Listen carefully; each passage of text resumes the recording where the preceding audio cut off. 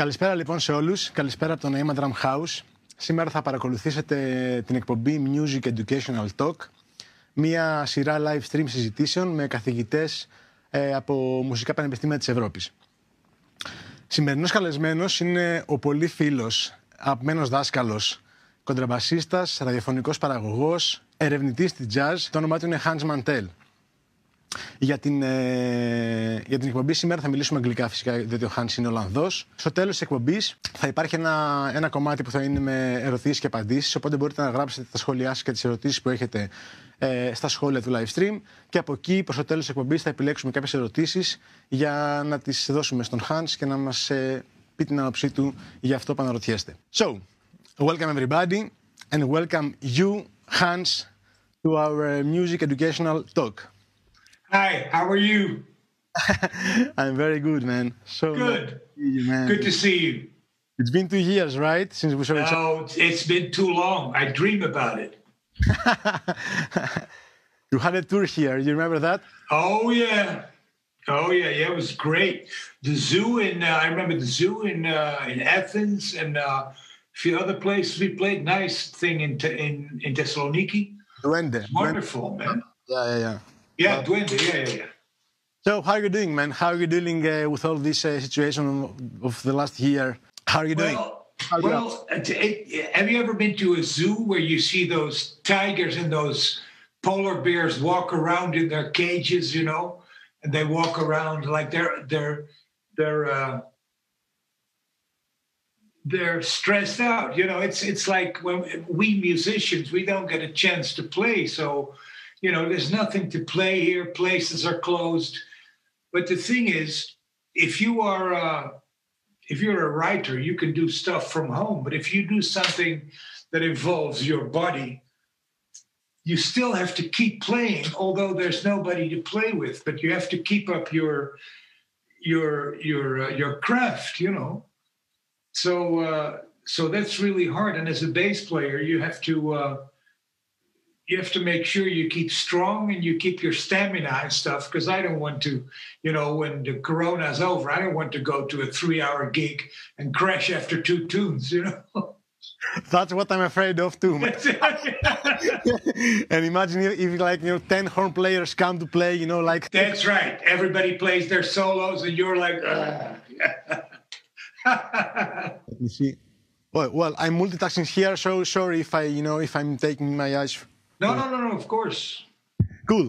You know, man, I mean, thank you very much, first of all, for accepting my invitation, as you do anyway. I mean, I don't even remember one time that you said no to me. Since the first time we played this Benny Golson tribute to Tivoli. Oh, yeah. You know, that with Dan, and that was very nice. So today's program, and actually this series, let's say, that we have already 5 people, 5 guests coming, like confirmed. The idea was about, to talk about education. Yeah. All right. So one question that comes to my mind, and I would like to ask to you, so we can start from the beginning, let's say, of your studies. There are so many people that I know, including myself, that they tend, that they want to expand their knowledge by studying in a conservatory, like abroad.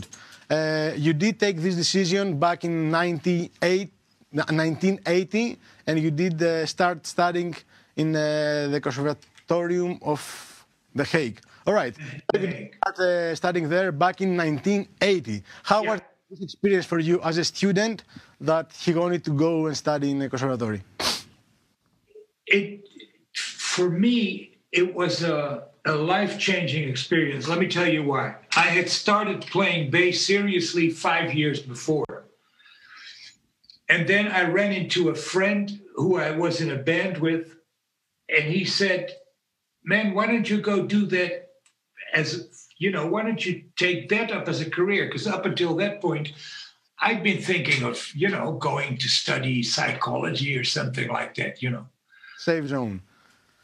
And then he said to me, why don't you go do that as a profession? And I thought about it for a while. I said, man, then I have to play every day and this and that. And then he said, so when I told him I had never thought about it, he said, what do you think about all day? Really? All day, what do you think about? I said, that's what I think about all day. You know, he said, well, then the choice is simple. I said, okay. So I did 1 year in Rotterdam, which was a school where you had to play double bass and bass guitar. And I'm not really a bass guitar player. I studied their bass guitar so I could play it, you know. But then I heard about the school in The Hague where they needed bass players because they had no bass players. And remember, this is a time when the jazz studies at the conservatories just started, you know. So I was the first or second year that they had a jazz program there. And they had all kinds of fantastic musicians from Holland who became teachers. For them, it was also no, because the whole studio scene was collapsing. You know, radio orchestras weren't doing that well. And so everybody wanted a teaching job. So the best guys in Holland were teaching. And so I made the switch to The Hague, got accepted into the first year. And imagine this. Among my friends in school, when I was in high school, everybody was listening to Deep Purple and Alice Cooper and, you know, stuff like that. Everybody was interested in rock music. And I was the only one who was listening to Miles and Coltrane, you know. And then you come into a school and you're surrounded by people that have exactly the same thing. That all they do is talk about Miles and Coltrane. That was the first. It was stepping into a warm bath. It was being together in the same building with people that thought exactly as I did. I didn't know that existed. So I was super, super heavy. I mean, so happy. But the other thing was, up until that point, I'd been a boy, you know? As a person, as a personality, at the conservatory, I grew up. I became, you know, not in a machismo way, but I became a man, you know? It taught me things about life, about how you behave with other people, how you communicate, how you move in society, how you define your place in society, how you motivate your decisions about music. And I learned, separate from learning bass, I learned that too. So it was a school in more ways than one. And at that time, this is before where you had 3 years of bachelor and then 2 years of master. This was 6 years. You went into it and it was 6 years. And you could do 6 years for a DM, a diploma, which means a diploma for people who want to teach music. And you could have a diploma for players, so that you have a, you know. So I did the player exam. So they're training you to be a performing musician. That was 6 years. So I got out in 1987. Were you active outside school? I mean, were you taking the initiative to do things in the city? Oh man, look, I was already busy. Before I came to the conservatory, I was busy playing as an amateur with all kinds of bands. Then when I came to the conservatory in The Hague, there were 10 or 15 places where there was jazz every night.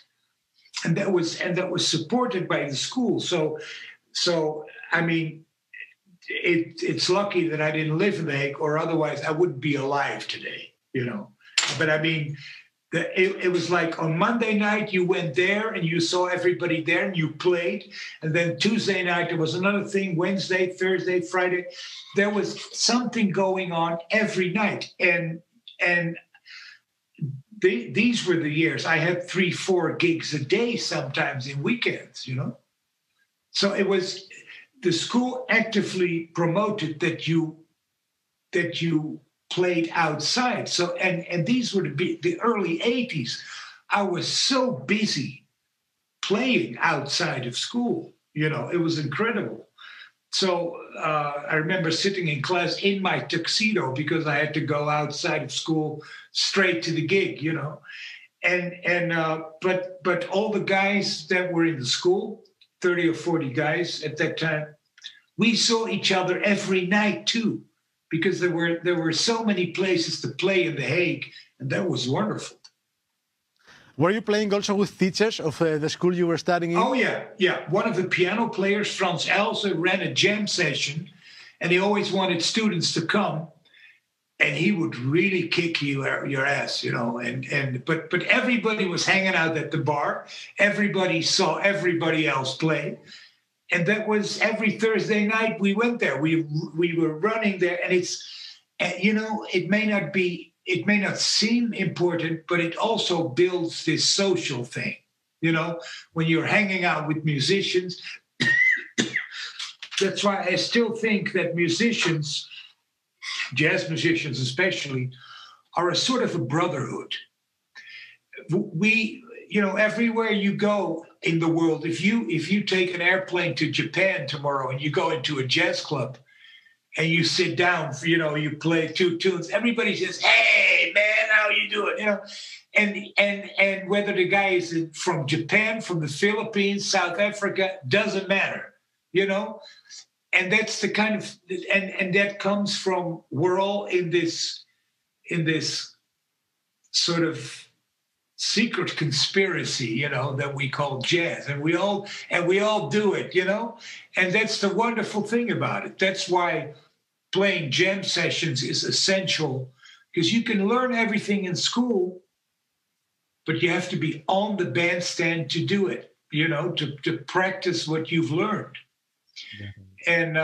And that's where you make the miles that count, you know. Definitely. Did you have any frustrating times during practicing? I mean, it sounds like you were so busy anyway before school. I mean, playing a lot. So while you were doing your studies, also you were busy with playing. Did you even have time, you know, to get frustrated by practicing, or, you know, when Well, I took it. That's another thing I learned from going to school. I became serious, right? I was walking through school with a stack of music under my arm. At the moment you enter the building, you only talk about your passion, because I was talking about this and talking about that, and it all had to do with music. And there were 2 or 3 years that I was almost manic. I had a stack of papers under my arm with Paul Chambers solos. And if I met you for the first time and you didn't say Paul Chambers in the first 2 sentences, I would just walk on, you know. That's all I did. And I mean, it's hard to explain. You come into that building and all you talk about with everybody at every second is your passion. But I had to do a number of subjects that was classical solfege, you know. And the guy made you read that. That was so hard. And those harmony lessons were really tough. And all those, and, you know, I had to play classical bass too, you know. So that was really tough. But you did it, you know, because, you know, that comes with it. You have to learn all those things. And so I had my jazz lessons with my teacher. I had combo lessons. I had big band class. I had, you know, all kinds of stuff, harmony, arranging, piano class, you know. But I also had classic rhythmic solfege for classical. I mean, that's easy for you, but it wasn't for me. You know, I'm a mere mortal. So I had to do that, and you did it. So you had to divide. You really had to do some good time management to get it all in. You know, what they teach you is that everything has to do with everything. Right. So there were things that were less interesting to me. I had a subject called the development of your instrument. So I had to learn about the history of the double bass, how it started in 17, so this, that, and what kind of woods were used, this, that. I was not really interested in that. I mean, it's fascinating, of course, but I didn't want to spend too much time on that. And then, of course, I had to do my didactical classes to learn to get my papers to be a music teacher. And then you get sociology, psychology, this and that. But you know how it is. You just all take it in because you realize it's part of the big thing. But you always have your preferences, But there's always subjects that you say, well, but you do it because you realize. I learned to realize that's all part of the game. You have to do all of that, The minute I walked in that building, I was in a secret building with secret people, and the rest of the outside world were all squares that didn't understand anything.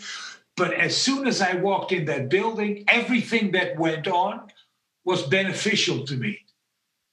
Like I said, I had my preferences, but I also learned the connection between all those things that you have to learn. It took me 2 or 3 years, and then I understood the connection between everything. So by the time I was finishing, I was telling younger students, no. You have to know all this. This is important. If you disregard that, it'll come back to bite you. You have to do this, But I learned that the hard way. You were so lucky, as you told me, when you were here in Greece and we were touring and playing together. And you talked to me about North Sea Jazz Festival. By the way, North Sea Jazz Festival, for people who don't know it, it's a festival. It's an annual festival that takes place in The Hague, in Holland. It started in 1976, right, Hans? Well, it's now in Rotterdam. They canceled it, by the way, for this year. But it started in The Hague. And you were studying there at that moment, right?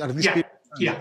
And when I started in The Hague, the festival had been going for 5 years. It was started by a complete jazz fan who only booked the best jazz acts he could find. So imagine this. You walk in a building and you have a timetable, right? All those rooms.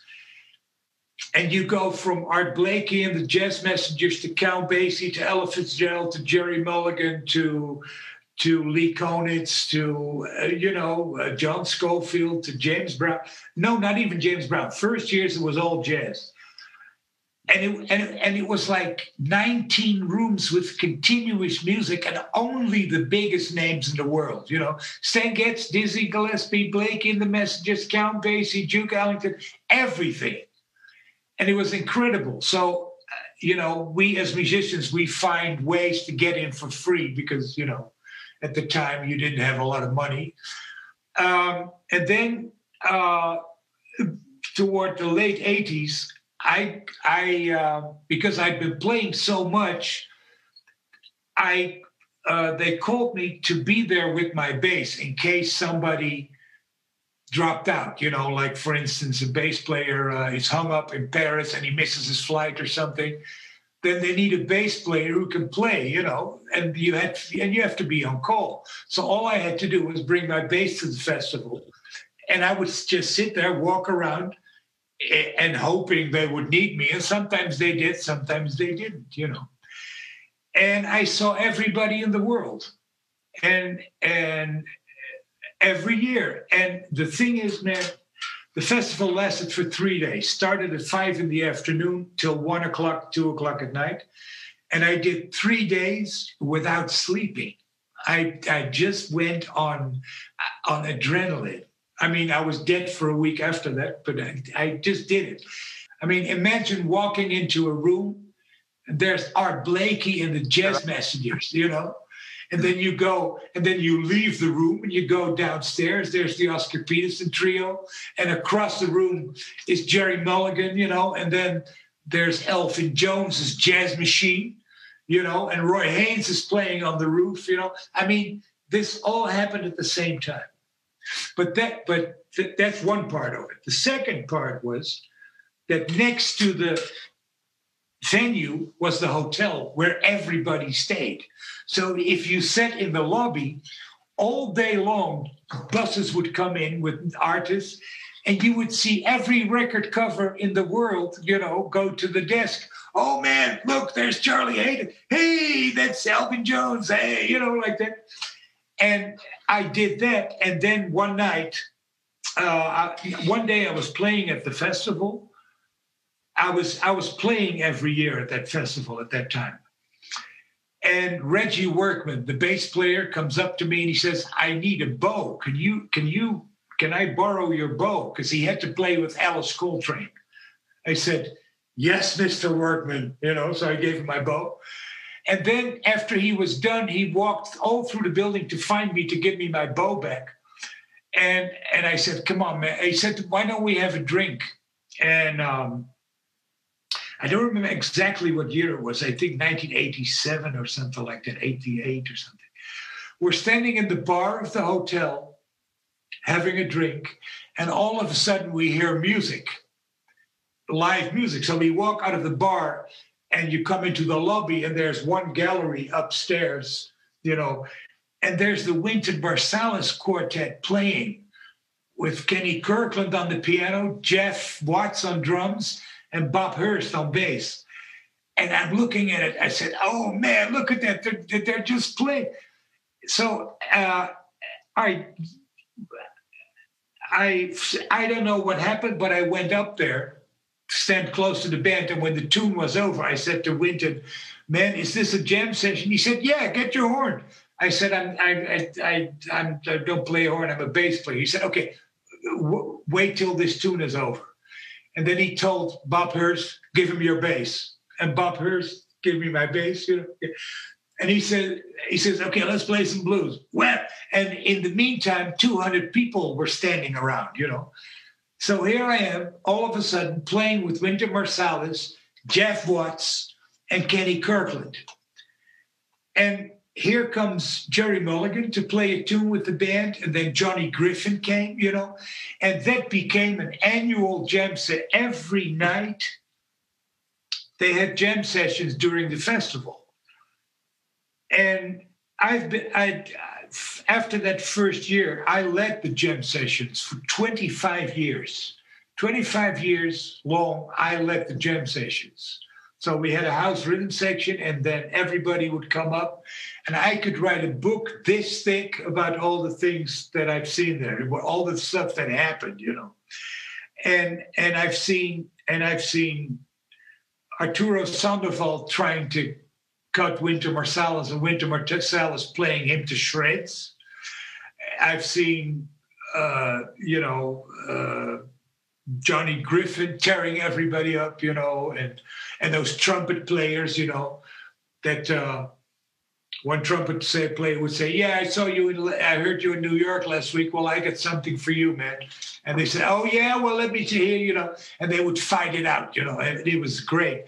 And everybody and his mother came to those jam sessions. Everybody, George Benson was there, always playing, Idris Muhammad, the drummer, was there. Eric Harland. Everybody you can name played at those jam sessions. And I did that for 25 years. That was exactly the point of the question. Okay, I mean, you did start playing and you did get the chance to run into people and play together, or to sub for someone who didn't make the flight, from the US or whatever. So definitely you had very good moments that you enjoyed, and you went home, not really sleep, but, just, to... Well, if I did go home and I tried to sleep, I couldn't sleep. That? Oh, man, you're so excited. You want to run around the house, It's, yeah. What do you mean with those moments? Say that again. That you get on the stage, you get to play a tune, but it's not working somehow, You're not satisfied, or, the whole outcome is not the one you had in mind. What I hear you asking is, those doubtful moments that you wanted to do something and it doesn't come out of your hands. Is that what you mean? Excellent. Yeah, definitely. Yeah. Well, you have to use a sort of overdrive. You put in ridiculous amounts of energy. Just go for it. Yeah, but I don't care. Go for it. That's the thing. You know, the great musicians we know, it's not about technique. It's not about trying to be super hip or something like that. It's about having a great sound. You know, as soon as you get in the room, listen what the sound is like and play that sound. Have a good sound. Secondly, always be intense. Don't let your mind wander, you know. Be as intense as you can possibly be, you know. Third thing is energy. We have to have, play the best time we can play. But the best musicians play with a certain energy. That's not the kind of energy that translates to volume. I'm not talking about volume. I'm talking about, energy. And if you put in energy, the rest will follow. You know, of course, I've had to play tunes that I didn't know. What's his name? Roy Hargrove sometimes all of a sudden calls a Kenny Dorham tune that I don't remember. But then you have 2 or 3 choruses to quickly find out what it is, or fake your way through it, or do whatever. But play as if it's the last time, you know. So don't shy away, but just say, bam, go for it. And so it's the energy that unless it's ridiculously complicated music, in which case, but they never do that at jam sessions, you know. At jam sessions, they play tunes that you should more or less know, but it's always instructive. It learns you how to play together with people. It learns you how to trust your instincts, how to build new instincts, and how to keep yourself together and keep yourself part of the thing and make sure that you learn, because a lot of people play because they want to be heard over the rest. When you go to a conservatory or you play seriously, you learn that the first thing what you really have to do, which is what you never do as a young musician, you have to be in the band and constantly ask yourself the question, what can I do to make the band sound better? You know, so don't listen to yourself and your sound in the band. No, listen to the whole band and see how your sound fits into that and what you can do to make that whole sound better. Did you always have this attitude, Hans, or there was a point that this mindset, went? No, I had to learn that, but that's what you quickly learn at a conservatory, you know, and of course, combined with playing on stage, you know. If you play on stage, that's where you learn that stuff, where you learn that it's about the sound of the band, not the sound of you. I posted a thing on Facebook the other day, a Ron Carter thing, and Ron Carter said, when you get to the gig, play what the music needs, not what you need, you know? So that's what you really learn when you go to a conservatory. You have good teachers. And what you learn, you take to the bandstand, and on the bandstand, you learn what's what. You learn the serious stuff, you know? And it's always different from what you thought it was. When you're on stage with a band, the first thing you are is a listener. Secondly, you are a player. In other words, we are all professional listeners, very intensely listening to what's going on around us. What's he trying to say? What's happening? What's he playing? And the fact that we play an instrument allows us to give an answer or to enhance what we hear happening around us. But first of all, we're professional listeners. There is another question I have in mind lately a lot, actually. And it's about, this relationship with students and teachers when it comes to find the one. So I have observed that we students tend to idealize our teacher when we start studying with them.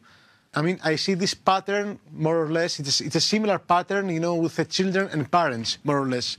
that you have this image that, you admire the teacher, but, the moment you begin from to have lessons with them, then you start a relationship, right?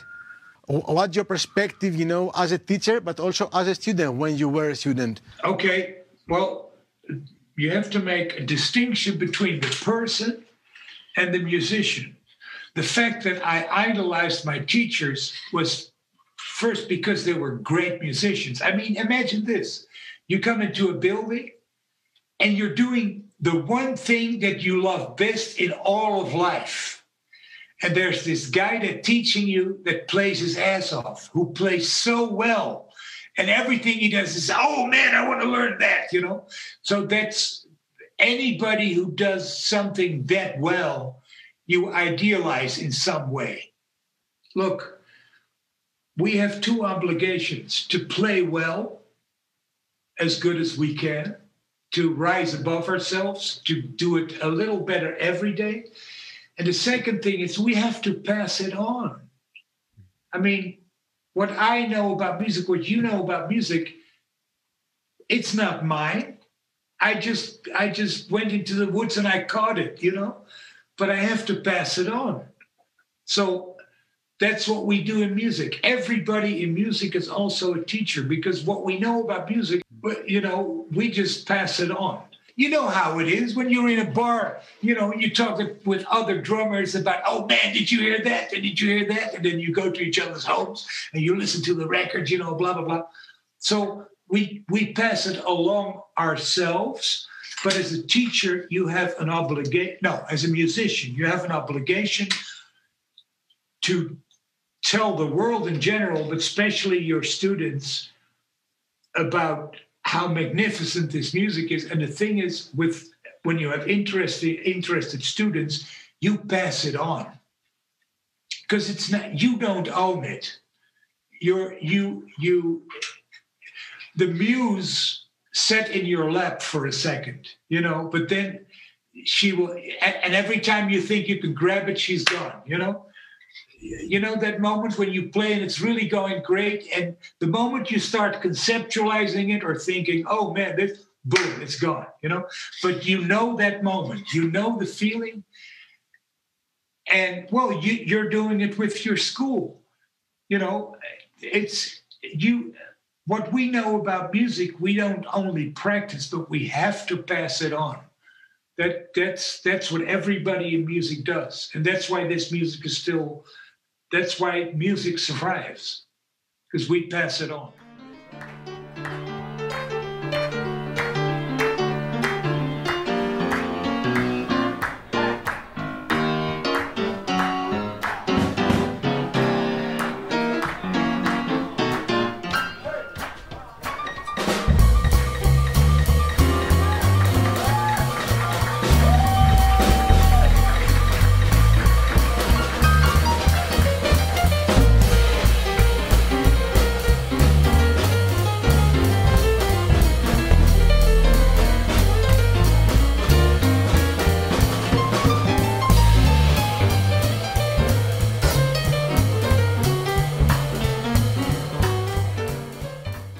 I cannot skip the time you spent with the legendary bass player Ray Brown. You had 7 years. Oh man!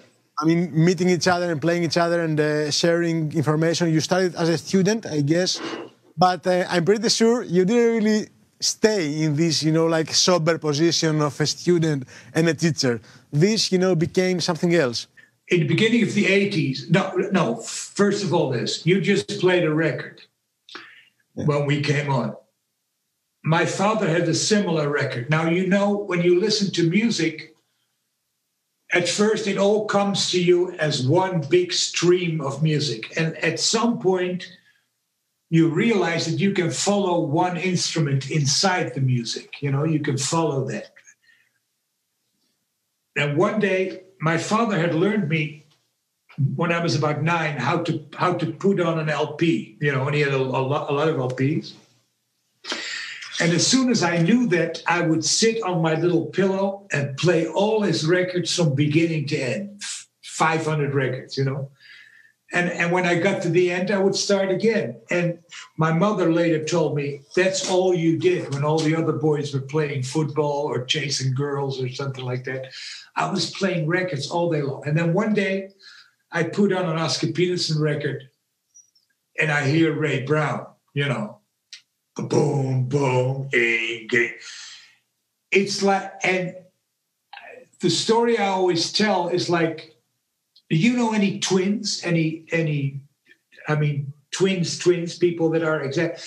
Twins sometimes speak a language among each other that nobody else understands, right? Yeah. You two have a certain maybe inner language for words that you use that only you use for yourself when you hear stuff. It's like your own private language. When I heard Ray Brown, it was like somebody grabbed me by the shoulders and talked to me very clearly in a language that only I understood, you know. and it was like I'm getting chicken skin right now thinking about it. So okay, so I'm totally out of breath on the floor when I realized what I heard, you know. And then I hear he comes to Holland a few years later. So I get all my money, you know, and I go to this concert, and here's this guy, you know, Grady Tate on drums, and here's Ray Brown, you know. And I get up my courage to approach him, and I say, Mr. Brown, you won't realize how much influence you've had on my life, and this and that, you know. I do the whole that thing. And he's just, you know, looking at me and says, that's all right, man. You know. And then I did one of the smartest things I did in my life. I said, Mr. Brown, I need a lesson. I don't care how much it costs. I need a lesson.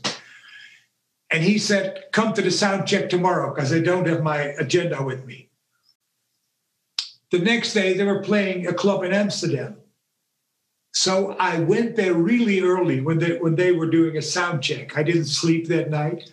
So as I walk into the room and he's sound checking, the second I walk through the door, he says, 10 o'clock tomorrow morning. You know what that told me? Not only did he look it up if he was free, but he made me come to Amsterdam to see if I was serious. And the moment I walked through the door, he said, 10 o'clock tomorrow morning. So I go to this hotel room, and there he is in his slippers with a cigar, and I shake the hand that shook the hand of Charlie Parker and Billie Holiday and Louis Armstrong and, you know, everybody. And he's just a guy in slippers, you know, with house pants on. And we do this lesson, and it was supposed to be an hour, and it became 2.5 hours. And at the beginning I said, how much is it going to cost me? I didn't know. So I changed money into $200 US. I said, whatever it costs, you know, it's not, okay. So I said, and I put my wallet on the table. I said, take whatever you said. What do you need? How much is? He said, look, if you play badly, it's not going to be very nice for me. So that's going to cost you a lot of money. But he said it with a sort of smile, you know. So we do the lesson instead of 1 hour, 2.5 hours, and he's talking and giving examples. One thing is very funny. Dig this. He says, play a bass line on a tune, I don't know, Bye Bye Blackbird. And he is singing, you know, he sings the melody. I have to play the bass line, but he's a really bad singer, you know. So, and I play something for him. He said, yeah, that's nice, but here, let me show you. And he takes the bass. He says, you sing the melody. So I start to sing Bye Bye Blackbird, and after 3 bars, I break down, you know. And he said, well, what's the matter? He said, Mr. Brown, here I am in a hotel room in Amsterdam, singing Bye Bye Blackbird with Ray Brown on bass, you know, playing the greatest bass notes in the world, and you're trying to sing a melody, you know. And all I hear is that shit behind, wah, you know. So, but we became really good friends, and I said to him, "Look, I please let me study with you." He said he had just become Quincy Jones's manager. And he said, but you know, so when you come to America, I'm out so many times, you would just be there in a hotel. I said, I have a better idea. Why don't you join me every time I come to Europe for a few weeks? I said, okay. So I drove him all over Europe, you know, when he had the trio with Mickey Roker and Gene Harris, and later the trio with Gregory Hutchinson. I drove him around, you know, and he was in the car, and we would talk, and at night we would, you know. So those were the most valuable lessons, but it did two things. I'm still amazed that I was in the vicinity of somebody who was larger than life. I mean, he was more important to me than Jesus Christ, you know, and he didn't even walk on water. So I mean, to have a guy of that stature, I mean, imagine that behind you, Elvin Jones is listening to you sitting on that drum stool, you know. And so that's one thing. The other thing is, he was just a guy, you know. He was just a guy that you could talk to, you know, to anything. So it also sort of, it also made it relative, but it never took anything away from the respect that I had. And in later years, sometimes his bass would not arrive at the festival. Oh, I have to, let me tell you the story. So I still have a cassette tape here from when he called me at home on my answering machine. Ring, you know, Mantel, this is Brown. I need your bass. Are you free? You know? I still have that tape. Anyway, one day I have to play at the festival. I don't remember with whom. I think it was Stanley Turrentine or somebody. And he had used my bass. And then one day he was playing at the festival. I was playing at the festival. And or I had to play, but my bass was already at the hotel. And I really didn't have time to go and get it, you know, because I had to play within 10 minutes or something. And I run into Ray. Hey, man, how you doing? I said, God, man. Yeah, I got to run because I have to figure out, you know, because my bass. And then he said, here, use mine. And he gave me that bass, you know. Man, your eyes are... So he gave me that bass, and he helps me to get to the stage. So, and I'm unpacking it and I'm tuning it, and he walks away. And I want to thank him. So I see him disappear in the side stage, and he turns around and he says, like sort of silently, one wrong note and I'll kill you. So, you know, it was so great, man. Those are moments that I'll remember for the rest of my life. But it's what I would like to say to everybody who wants to study.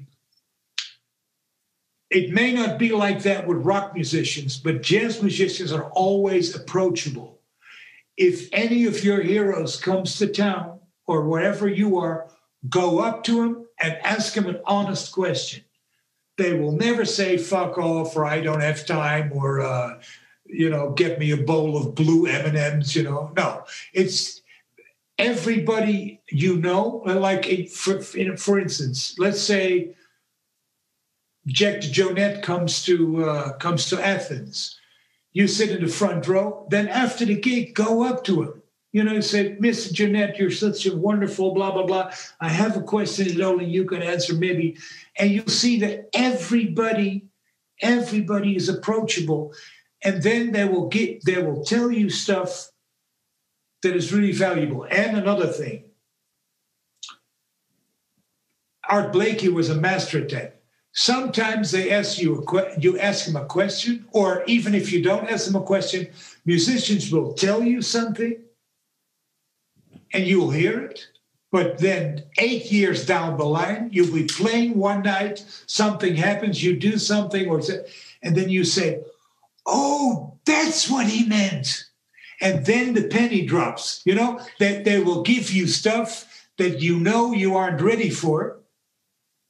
but they know that a few years down the line, you'll get it, you know? Yeah. That's so, I mean, that's the whole thing about passing it on. That's so important. So whenever there's a good musician, no matter how famous he is, when there's a good musician in the neighborhood, go up to him and ask him a question. And that person turns out to be just like you, passionate, loving to talk about the music. You know, they're never standoffish or get away from me, I'm famous. No. You know, they're always... A friend of mine walked up to Jim Hall and he said, man, Mr. Hall, I've learned on your record. How do you do that? He said, oh, well, you know, that's this. Good you ask. But recently I've been thinking about maybe doing it like that. What do you think? You know? And it's that kind of approachability that you can never allow yourself to miss. So if there's somebody in the neighborhood, go up to him straight away and you'll learn something that you'll remember for the rest of your life. Hans, you are a musical. I mean, as far as I know, you were a teacher in jazz history, and I can tell to everybody that he's the most committed person in jazz history, and he loves all the stories and he knows all the details that happen in the studio and stuff like that. You are a musicologist, you are a double bass player, you have your program in a radio station, right? Yeah. How do you see the evolution of music? Where do you see it going, or how do you feel about this, you know, evolution in music so far? Everybody that has predicted how music was going to go was wrong. You know, it's not a static thing. It's an alive thing. Jazz is an alive thing. We don't know what way it's going to go. You know, what we do know is we will always improvise, we'll always swing, and swing doesn't mean ting, chicka-ding, chicka-ding, chicka-ding. Swing can be all kinds of rhythms, you know. If you play a Greek rhythm or a Moroccan rhythm or a Balkan rhythm or whatever it is, music will always be intense if you improvise with integrity and purity of heart, and if you are looking for the surprise, or if you are wordlessly saying to another musician, show me what you have, tell me something, you know, that will always be there. But whether it's going to be ching, chicka-ding, chicka-ding, I don't know. The only thing I can say is that after the 70s, you know, the 70s, all the drum kits had pillows in the bass drum. There was duct tape on the cymbals, you know, like that. It was all electric. It was terrible. And then with the Marsalis brothers in the early 80s, acoustic jazz came back. You know, I mean, more modern than it used to be, but I mean, it's acoustic. Brett Meldau's trio is acoustic, you know, so that'll stay. I don't think we're going to go back to electric. There's, of course, a sidetrack where we have all kinds of video projections and we have electronic loops and beats and stuff like that in music that is related to jazz. But where jazz used to be a very defined type of music, it's gotten mixed with so many other things now that jazz has become a verb rather than a style. It's a verb, which is what Pat Metheny always says. Pat says jazz is a verb. It means jazz is a specific way of doing things. You know, what do? I jazz. You know,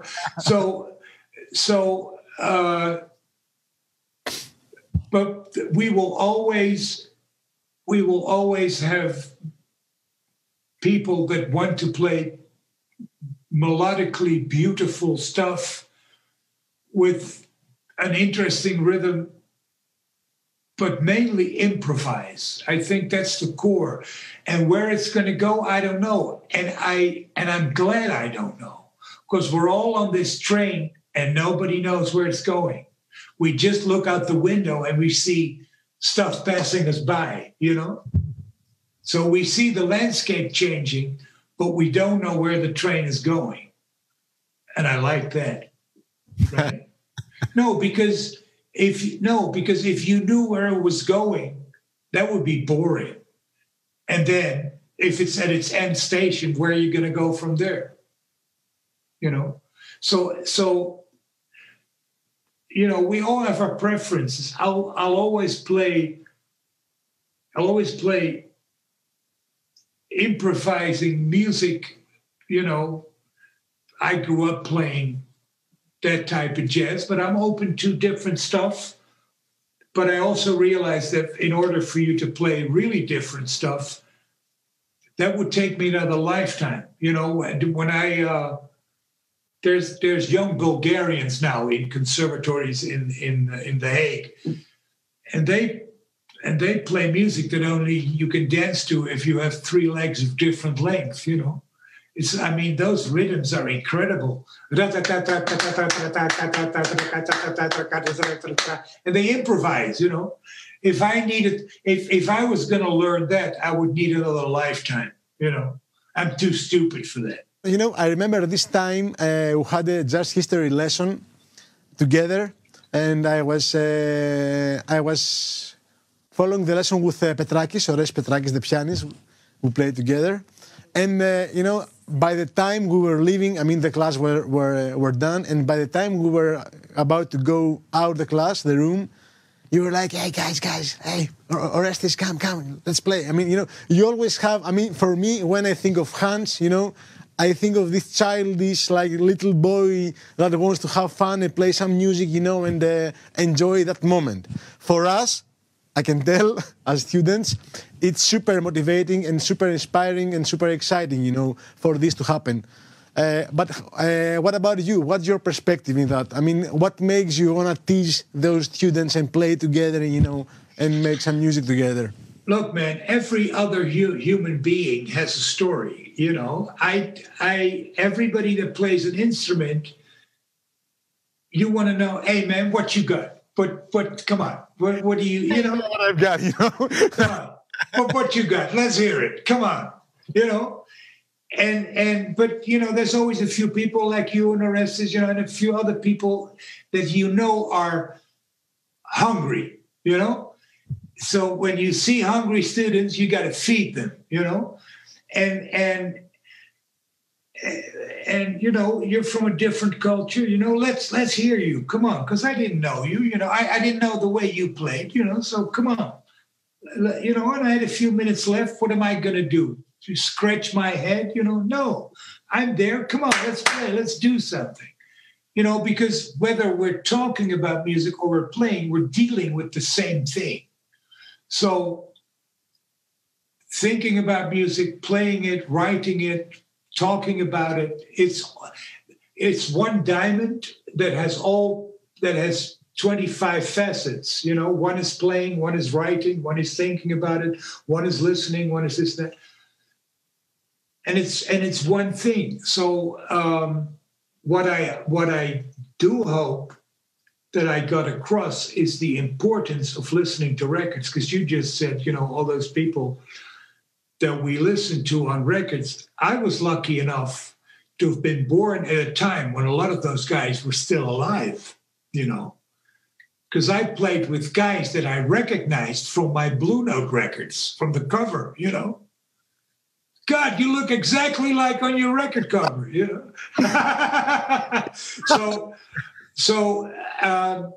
But now the lucky thing for us jazz people is that there's 5 million records out there. And if you want to understand what Billy Higgins is doing, just play the records. And don't hear the records, but listen to the records. Because if you went to listen to Bill Evans in a club, you would listen to 2 sets. You don't check your mail in between, you know. If you go to a concert, you don't have your laptop on your lap to check your mail. No, you listen to the music for 45 minutes. You should do that at home. And then what you learn from records is so much deeper than when you listen to records while you're in the car driving or you're reading the newspaper or checking your mail. A record is not just a collection of transcribable notes. It's a documentation of a way of doing things. If you want to understand how you function as a musician in a group, listen to jazz records. Not only for the solos you can copy, but also how they play together, why they play together the way they play together, why they do this and not that, you know? So the job now for people of your age and younger is learn your instrument, but also when you don't do that, spend every waking moment listening to Billy Higgins, Roy Haynes. Why isn't he using that hi-hat? What's he doing? You know, listen to Jack, listen to Elvin, listen to everybody, Philly Joe, but really listen with the same intensity that you play your drum set with. Put as much energy and intensity into listening a record, and that way 500% more information will come to you than from listening casually, you know? That's really true, too. So the more you learn, the more it becomes clear who you are. Charlie Hayden used to teach a class in America called Finding Your Own Voice. As a bass player, he gave a class for people to learn who you are musically. But if you have only listened to one music or concentrated on one thing, you pushed all your personality through that one little hole. You know, maybe you should listen to more things, and then it still may be that you only wanted to do that thing, but then you come from a wider frame of reference. So the question was, should you follow your instinct?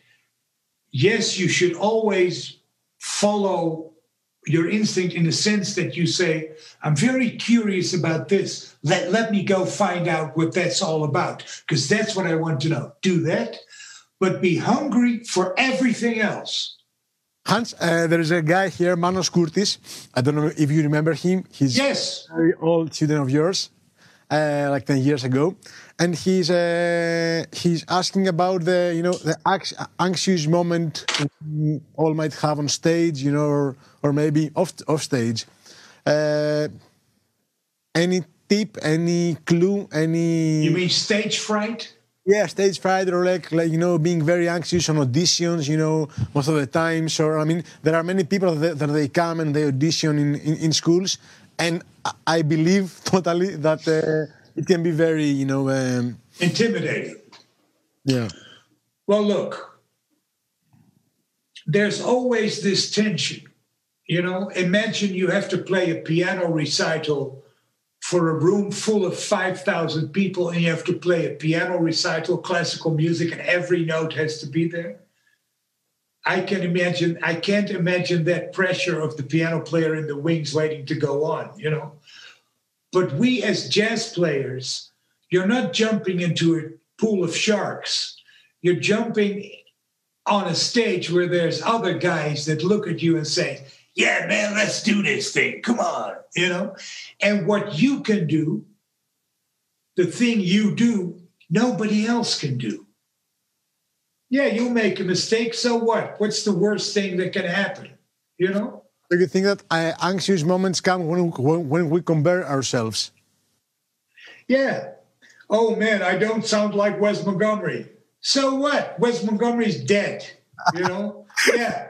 So, you know, so I mean, the thing is, you have to make a promise to yourself. You have to promise yourself.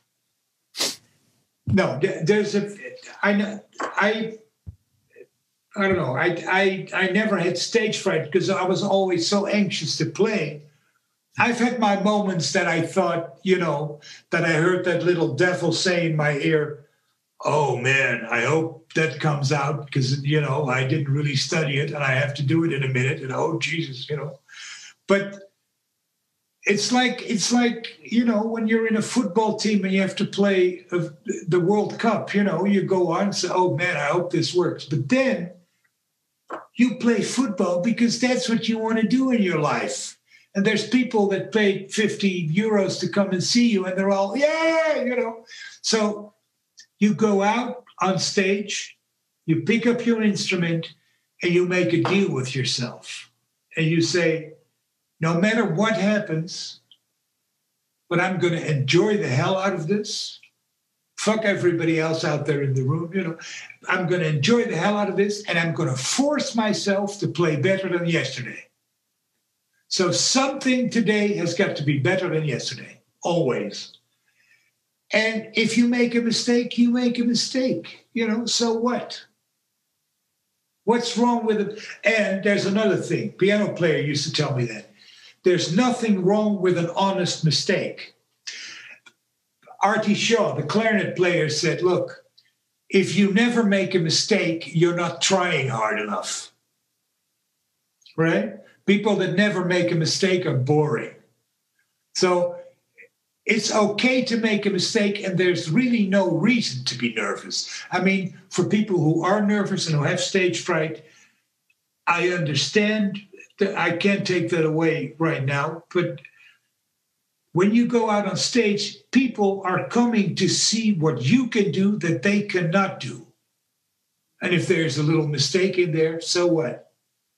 You know, it humanizes you. If there was no mistakes, you were a robot. You don't want to be that. But when you play as intensely as you can, swing as hard as you can, and have as much fun as you can. You know? And then those mistakes will just blow away, man. It's you know. I think I'll keep that, you know. Mistakes are fine and just go for it. Yeah, always. Always. And if you miss something or in an arrangement, you know, if you're a drummer in a big band and you miss a certain accent so you miss the accent. But if you cook throughout the whole tune, everybody says, yeah, you know. Don't forget that, true. Yeah, what's a mistake, man? Everybody makes mistakes, you know? That's okay. And by the way, what is a mistake? You know, I mean, wrong, really wrong is really wrong. But we all make mistakes, and if you play a mistake or 5 mistakes or 6 or 10 or 15 in a 45-minute set, so what? If you're really grooving and you're really having a good time and you are helping to make the band sound good, that's okay. And I never walked away from a concert saying about a guy, well, he played 5 mistakes. No, you always say, oh man, he played great.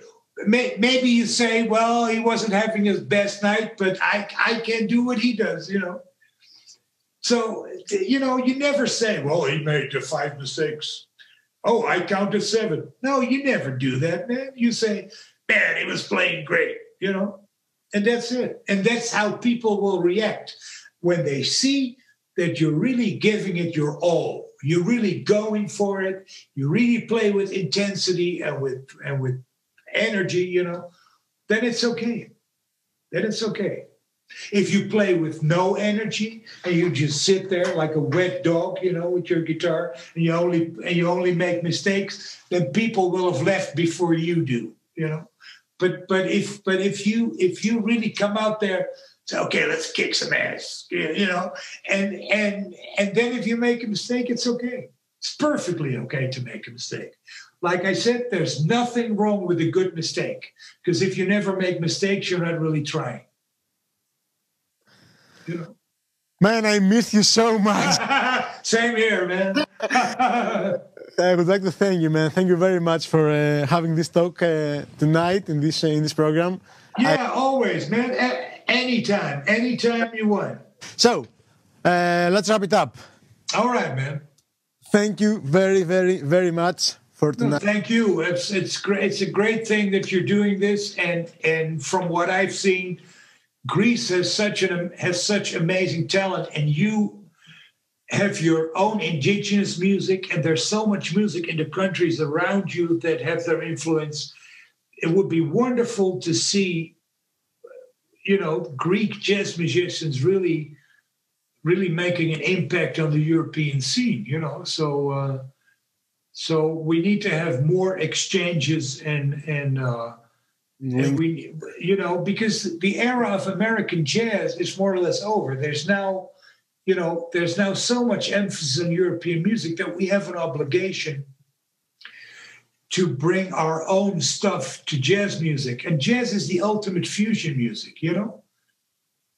Jazz has always fused with other music. So there's so much amazing talent in Greece and with your own indigenous music and all the music around you in that part of the world that I can't wait to see what comes out of that, you know, and you're doing good stuff with your school.